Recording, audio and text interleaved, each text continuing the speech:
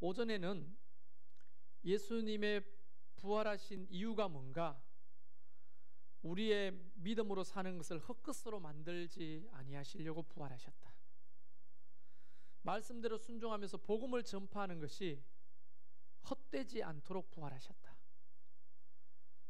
죽음이 끝이 되지 않도록 부활하셨다, 이렇게 부활하신 이유를 설명하며 함께 은혜를 나누었습니다. 그래서 여러분이 믿음으로 말씀대로 살아가는 것이 절대 헛것이 되지 않을 것입니다. 여러분이 헌신하고 충성하는 것이 절대 헛것이 되지 않기를 주의 이름으로 축원합니다. 그런 은혜를 주시려고 부활하셨다는 거예요. 오늘 바울은 예수님께서 성경의 말씀대로 사흘 만에 다시 살아나셨다고 증언하면서 그 살아나신 예수 그리스도가 누구를 찾아오셨어요. 굉장히 중요한 이야기가 됩니다. 부활하신 예수님이 누군가를 찾아오셨는데, 오늘은 여기 그 대상 6대상을 이야기하고 계시는데, 제가 모르긴 몰라도 저와 여러분이 다 이 사람들 안에 포함되는 사람이에요. 예수님은 부활하셔서 5절 보면 게바에게 보이시고, 여러분 왜 찾아와 보이셨을까요? 부활하신 주님은 오늘도 저와 여러분을 찾아오셔서 자신의 부활을 보이시는 분이시거든요. 숨어 계시는 분이 절대 아니십니다.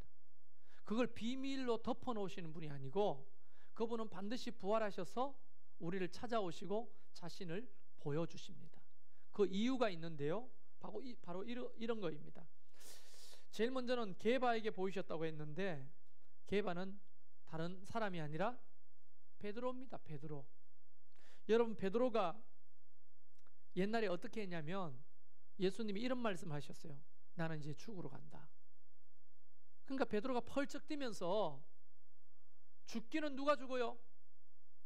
누가 예수님을 죽여요? 내가 죽는 데까지 따라가서 주님을 보호해드리겠어요, 이런 얘기를 한 적이 있습니다. 요즘 같았으면 옆에 있는 제자들이 오, 이렇게 할 만한 이야기죠. 그리고는 예수님이 이제 로마 군병들한테 잡혀가지고 끌려가시는데, 그 제사장의 뜰에서 이 사람도 이 예수와 함께 있었던 사람이에요, 조만한 아이가, 여자아이가 그렇게 이야기하니까, 야, 너 죽고 싶냐? 언제 봤냐? 나 이 사람 몰라 하면서 3번씩이나 예수님을 부인했습니다. 갑자기 닭 우는 소리가 꺾여 하고 들리는데, 갑자기 예수님이 하신 말씀이 생각나는 거예요. 네가 닭 울기 전에 나를 3번 부인하리라. 갑자기 눈물이 터집니다. 너무나 죄송하고 미안한 거예요. 정죄감이 사로잡았습니다. 해소할 수가 없는 거예요, 이 정죄감을. 그러면서 예수님이 잡히시고 십자가를 지고 올라가시는데도 베드로는 그 근처에 갈 수가 없었어요. 그를 지배하고 있는 감정은 정죄감입니다. 정죄감. 예수님한테 큰 소리를 쳤는데, 누구보다 큰 소리를 쳤는데, 이렇게 예수님을 부인할 수밖에 없는 자기 자신이 너무 믿고 초라하고, 왜 그때 내가 죽는다고 말했을까? 내가 끝까지 죽게 이르기까지 예수님을 지켜주겠다고 내가 왜 그랬을까? 그렇게 큰 소리 쳐놓고 요만한 계집종 아이가 당신도 한 패거리죠, 한 패거리죠 이러는데 손사래를 흔들면서 거부를 하고 예수님 모른다 하고, 그뿐입니까? 예수님을 저주까지 했어요. 그런 자신의 정죄감이 너무너무 고통스러운 거예요. 내가 예수면 딱 꼴 보기 싫고 안 보고 싶은 사람. 큰 소리 칠 때는 언제고. 근데 예수님은 베드로에게 제일 먼저 찾아오셨어요. 그리고 이렇게 말하죠. 얘들아 고기가 있느냐? 야, 누구냐? 물었더니 제일 젊은, 귀가 밝은, 눈이 밝은 요한이 야 주님이시다 하니까 고기 잡다 말고 베드로가 겉옷을 벗고 있다가 입고 배 밖으로 푹 뛰어들면서 수영을 해가지고 예수님께 기어 나왔잖아요. 이게 요한복음 21장 이야기 아닙니까? 그런데 예수님이 모닥불을 피워 놓으시고 조반을 준비해 놓으신 거예요. 그 모닥불을 보는 순간에 따끔한 거지. 왜냐하면 예수님을 3번 부인할 때 모닥불 앞에서 손을 째고 있을 때거든요. 모닥불을 보니까 갑자기 그 자기의 잘못을 직면하게 되는 거예요. 아, 이제 큰일 났구나. 내가 예수님 같으면 이랬을 거예요. 알긴 아네. 응? 내가 왜 모닥불을 피워놨는지 아냐? 넌 뭐라고 했냐 나한테? 모닥불 앞에서 뭐라고 했냐고? 나 다 들려. 너 저주까지 하면서 나랑 상관없다며. 이 새끼 잘 만났다. 그러고 하나님께서 매를 들거나 머리에 번개를 꽂아버리거나 응? 그러지 않으시고 도리어 그 베드로를 위로하시는 거예요. 그 정죄감에 빠져있는 그 베드로를 하나님이 다 만져주시는 거예요. 너 나 사랑하니? 아니요. 주님이 아시잖아요. 내가 주님을 사랑하는 줄 알잖아요. 옛날에 큰 소리 쳤는 거 다 뻥이었습니다. 주님, 나는 그저 주님을 아가페적으로 희생적으로 사랑 못해요. 3번씩이나 그래 물으시고 그래도 괜찮다. 그거라도 나는 만족한다. 너를 이해한다 하시면서 내 양을 먹이라. 내 양을 치라고 더 큰 사명까지 부여해 주시는 거예요. 부활하신 주님이 개발을 찾아오셨던 것은 그의 정죄감을 풀어주시기 위한 거예요. 주님이 우리에게 오실 때는 우리를 정죄하려고 오신 게 아니에요. 할렐루야. 마귀는 우리에게 어떻게 옵니까? 예, 정죄하기 위해서 오는 거예요. 끊임없이 마귀는 우리를 정죄하는 거예요. 그것을 성경에는 뭐라고 합니까? 참소한다고. 참소, 고발한다는. 끊임없이 우리 양심에 대해 고발해요. 야, 너 그래서 되겠냐? 너 지난주 어떻게 살았냐? 너 새벽기도 못 나왔지? 응? 그런데 이 우산은 갖고 싶어. 달라고 했지. 응? 아무나 이 우산을 주는 줄 알아? 적어도 6일 동안은 자기 쳐서 복종시키는 사람에게 건유리도 받았어. 4살짜리 건유리도.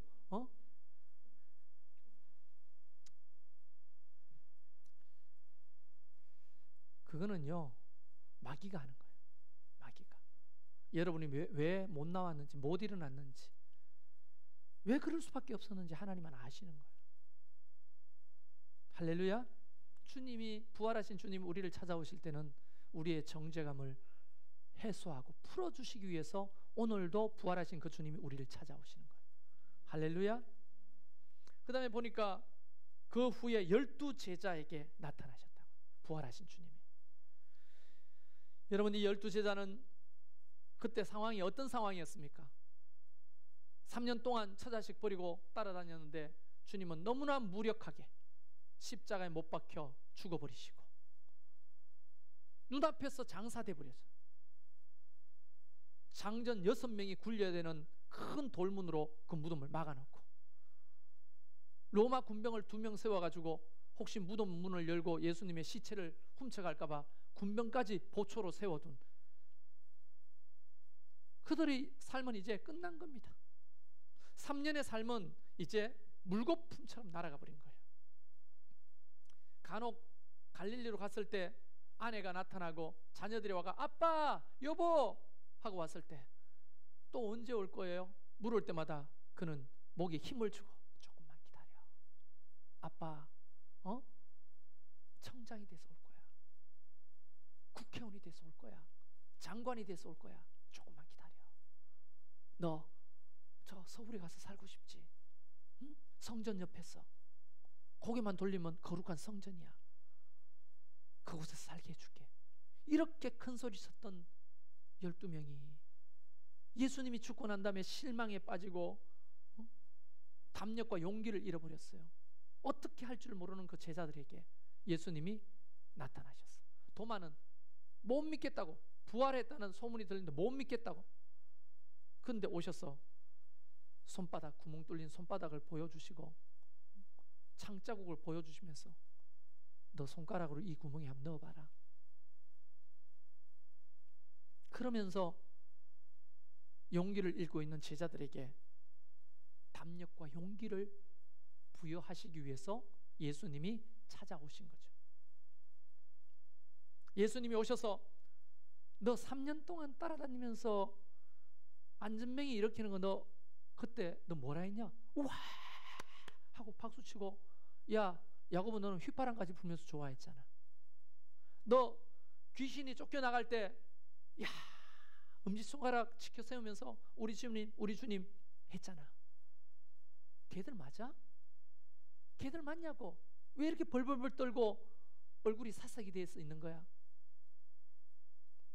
내가 너희를 믿고 3년을 데리고 다녔으니 참, 그럴 줄 알았으면 똥개 12마리를 데리고 다니는 게 훨씬 나을 뻔했다. 찔려요? 주님이 이러시려고 부활하신 주님이 찾아오신 게 아니었어요. 손바닥 다 보이시고 창자국 보이시면서 난 너희들이 믿음 가지면 좋겠다. 내가 살아났지 않냐? 너희가 꿈꾸는 것보다 훨씬 더 위대하게 나는 너희를 쓸 거다. 희망과 용기를 주시기 위해서 부활하신 예수님이 우리 가운데 찾아오시는 거예요. 할렐루야. 그런 주님이에요. 주님이. 그리고 500여 형제에게 일시에 보이셨다라고 했습니다. 500여 형제가 뭡니까? 그동안 3년 동안 병자를 고치는 걸 보고 하나님 나라의 복음을 전하는 걸 보고 예수님을 따라다녔던 사람들이에요. 수만 명이 있지만 그 중에서도 예수님을 한번 믿어보려고, 예수님의 제자가 한번 되어보려고 따라다녔던, 그래도 좀 예수님과 가까운 사람들이겠죠. 그런 사람들이 예수님이 죽고 난 다음에 어떻게 혼란 속에 막 갈 바를 알지 못했어요. 왜냐하면 믿음의 확신이 흔들리는 거야. 야, 우리 그동안에 봤던 게 뭐야? 그동안에 우리가 들었던 게 다 어떻게 된 거야? 우리가 제대로 믿고 있는 게 맞아? 우리 이제 어떻게 해야 되지? 그들은요 대혼란에 빠져 있었어요.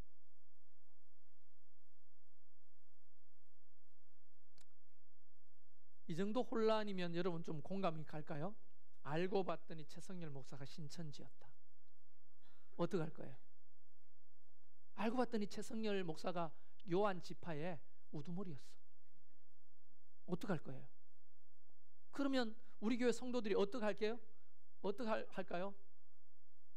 마음이 너무너무 힘들겠죠. 혼란스럽겠죠. 목사님이 그동안에 가르쳤던 그 말씀들은 다 뭐며? 난 그 말씀에 은혜 받고 예수 믿기로 결정했는데 그 말씀은 뻥이었단 말인가? 내가 신천지 이만희의 가르침을 받았다는 말인가? 이러면서 얼마나 혼란스럽겠어요.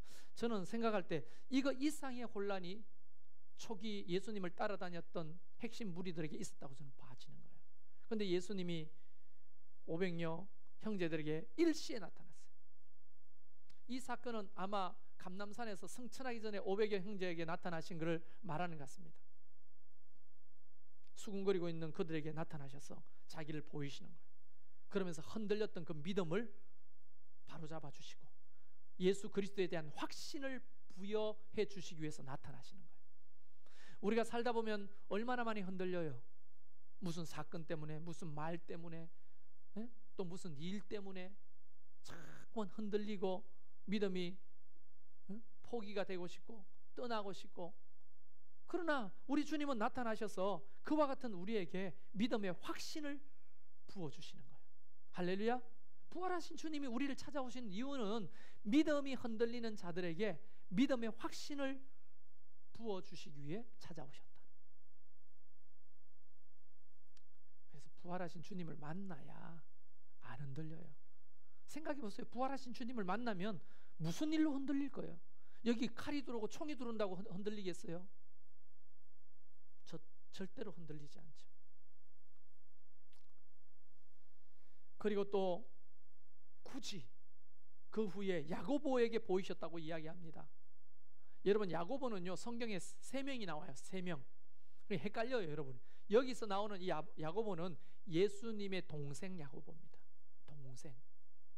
예수님의 제자들 야고보가 아니에요. 이때는 3년 동안에는 예수님의 동생 야고보는요 예수님의 제자가 아니었어요. 생각해 보세요. 갑자기 형이 메시아래. 그 형하고 맨날 공놀이하고 말뚝박기하고 숨바꼭질하고 형 똥 누는 거 다 봤고 오줌 누는 거 다 봤고 배고프다고 또 엄마한테 야단 맞는 것도 다 봤는데 그 형이 갑자기 어느 날 눈빛이 변하더니만 내가 메시아다 이러면 여러분 믿겠어요? 에? 믿겠냐고. 믿을 수가 없네. 너무 혼란하는 거예요. 그런데 이 형한테 사람들이 막 따라붙어. 이 형이 목수질만 했는데 평생 30년 동안. 그런데 갑자기 안진뱅이를 일으키고 소경의 눈을 뜨게 하고 귀신을 쫓아내고 무리로 걷고 이런 얘기를 들었는데 너무 혼란스러운 거예요. 이 야고보는. 예수님이 그랬죠. 선지자는 가족에게 인정받기가 더 힘들다. 야고보도 마찬가지. 그 형을 자기의 메시아로 받아들일 수가 없었어요. 제자가 아니에요. 제자가. 근데 훗날 이 야고보가 어떻게 됩니까?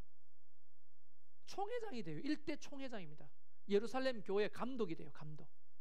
어떻게 그렇게 됩니까? 부활하신 주님이 나타나셔서. 저는 이런 상상을 해봅니다. 성경에는 없지만 어이 동생 이러면서 와가지고 못자국 난 손으로 야고보의 손을 꼭 잡고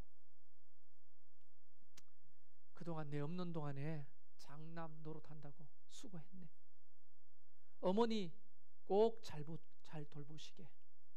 내가 이제 육신을 벗어버리고 내 본래 보좌로 올라가지만 다른 사람과 같이 너와도 평생 함께 할 것이다.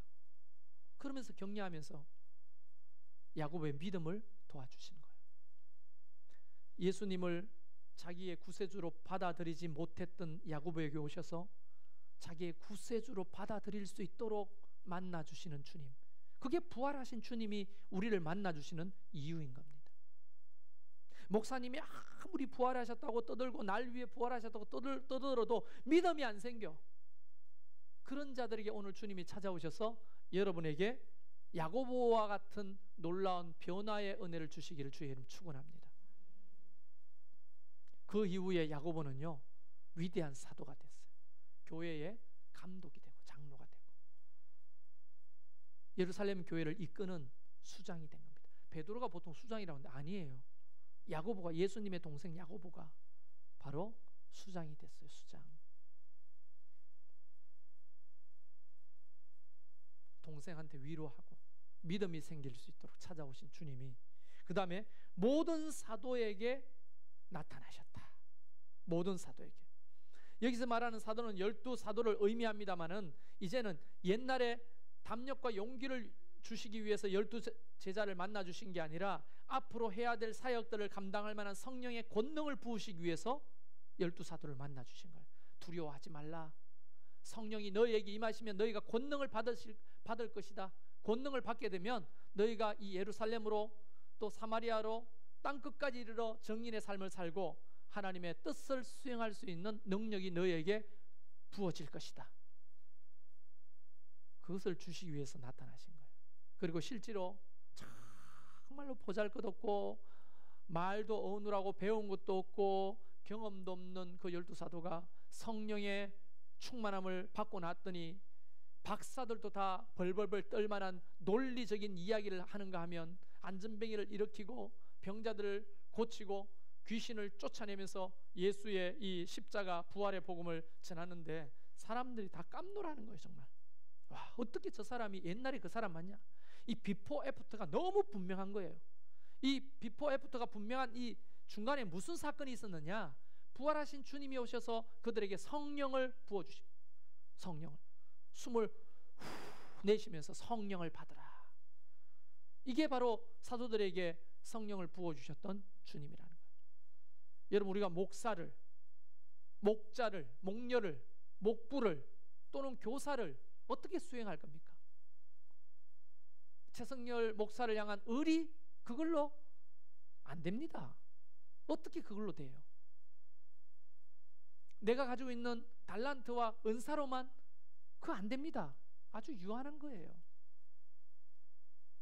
한순간에 시험도 떨어집니다. 그러나 성령이 충만하면 어떻게 됩니까?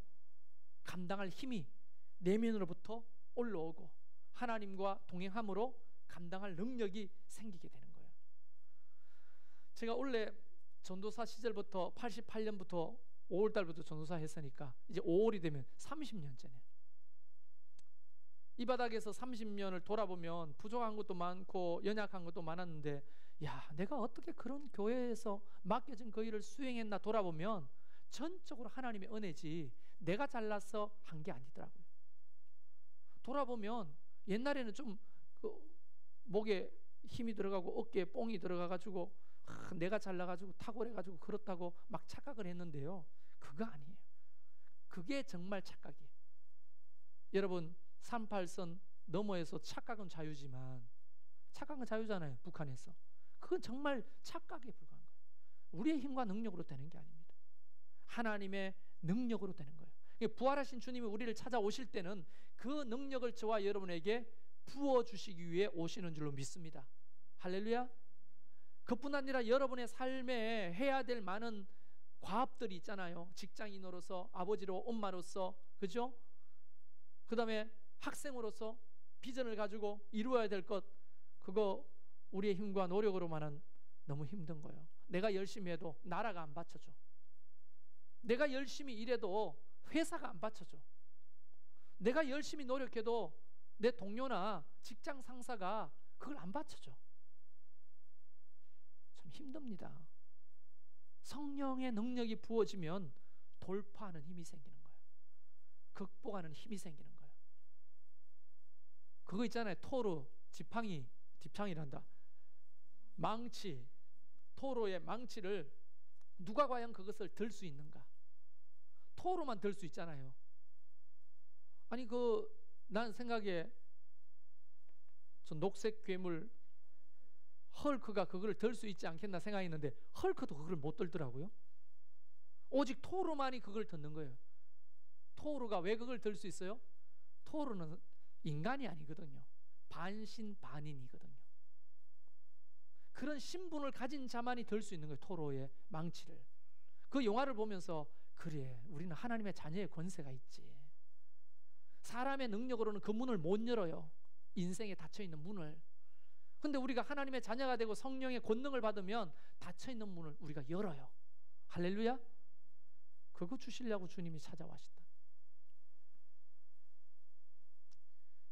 그리고 6번째, 언제까지 할 겁니까? 이게 마지막이에요. 네. 6번째, 바울이 이렇게 고백합니다. 이거 바울이 쓰는 거잖아요. 만삭되지 못한 나에게도 보이셨느니라. 만삭되지 못, 자격이 없다는 거예요. 어떤 자격이 없느냐? 사도 중에 가장 작은 자라 나는 하나님의 교회를 박해했다. 사도라 칭함을 받기에 감당하지 못하는 그런 사람이라는 거예요. 다시 말하면 사도 바울은 예수님을 핍박하고 교회를 핍박하고 우리가 잘 아는 대로 스데반 집사를 돌로 쳐 죽인 장본인이에요. 여러분, 그런 자가 어떻게 예수의 사도가 돼요? 그래서 우리는 압니다. 머릿속으로 당연히 사도, 바울 이러면 뭐예요? 제외야. 하나님의 교회 공동체 안에서는 제외가 되는 거예요. 근데 어느 날 바나바가 바울을 데리고 예루살렘 교회를 방문했다는 거 아닙니까?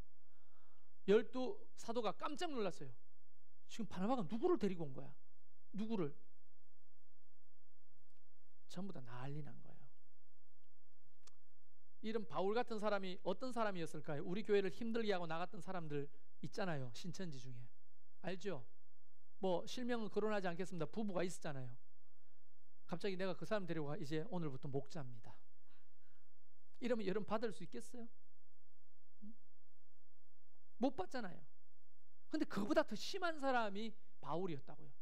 가는 곳 눈에 불을 켜고 예수 믿는 사람 다 잡아 죽이고 고발하고 해외 원정까지 갔어. 다메섹이 어디입니까? 시리아잖아. 시리아. 예루살렘에서 국경을 넘어서 다메섹으로까지 예수 믿는 사람을 잡고 고발하려고 제사장한테 가가지고 정표를 끊어달라고, 잡을 수 있는 자격증을 달라고. 그러니까 제사장이 그래 당신이 간다면 내가 끊어주겠다고 이런 자격증으로 도장 꽝 찍어가지고 사도 바울은 이제 암행의사야. 예수 믿는 사람 잡아주기는. 그렇게 가다가 다메섹으로 가는 길에 부활하신 예수님이 그에게 나타나셨어요. 갑자기 하늘에서 사울아 사울아 부르는데 갑자기 웃음이 터진 거예요. 네.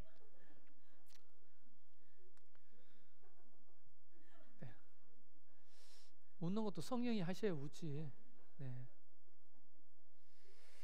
그런데 그 바울이 누구십니까 하고 자빠졌는데 눈이 안 보여. 눈이.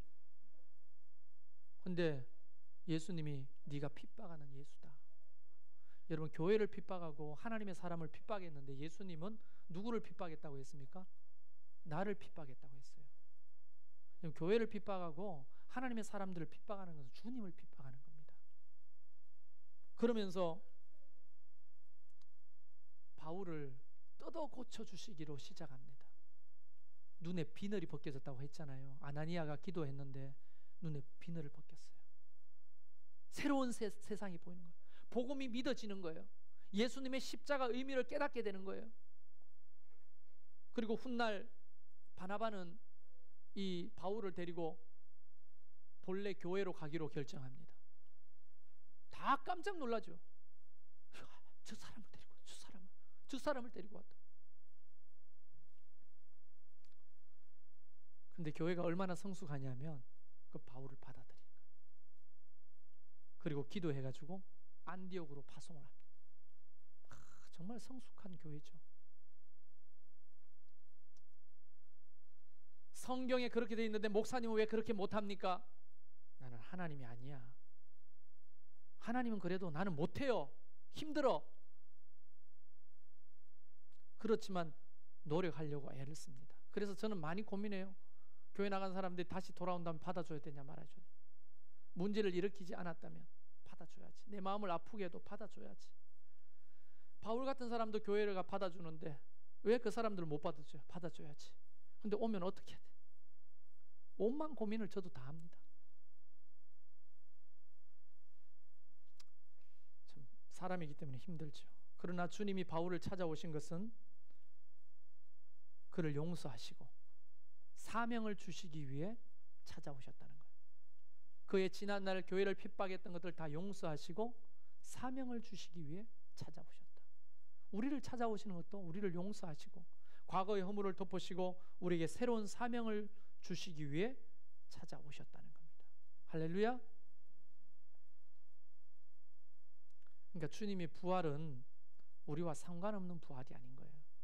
주님의 부활은 바로 이런 게바와 같이 12 제자와 같이 또는 500여 형제와 같이 야고보와 같이 바울과 같이 너무나 부족하고 연약한 자들을 찾아오셔서 위로하고 격려하고 그 다음에 허물을 씻으시고 덮으시고 그들에게 위로와 격려와 새로운 믿음과 사명을 부여하기 위해서 주님이 부활하셨다는 겁니다. 할렐루야. 오늘 부활주일인데요, 오늘 바로 그런 주님이 이 예배 가운데 여러분을 찾아오시는 거예요. 그리고 목사의 입을 통해서 주님이 다시 한 번 더 확인시켜 주는 거예요. 내가 너를 찾아왔다. 왜 찾아왔는지 알겠니? 마귀가 속삭이는 거 그거 듣지 말고 나의 말을 들어주렴. 이렇게 이야기하시는 거예요. 그 7번째 찾아오시는 분은 누굽니까? 바로 나를 찾아오셨다. 나를. 병든 나를 찾아오시는 거예요. 연약한 나를 찾아오시는 거예요.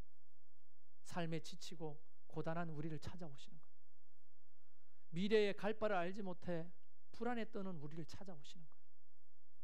아무리 신앙생활에도 믿음이 안 생기고 자꾸만 시험 들고 힘드는 우리를 찾아오시는 거예요. 초심을 잃고 방황하는 우리를 찾아와 주시는 거예요. 하나님은 여러분을 회복하시기를 원합니다. 여러분이 갈망하는 것보다 훨씬 더 여러분이 회복되기를 원하시는 거예요. 할렐루야. 오늘 이 믿음을 가지고 주님 앞에 잠깐 찬양하면서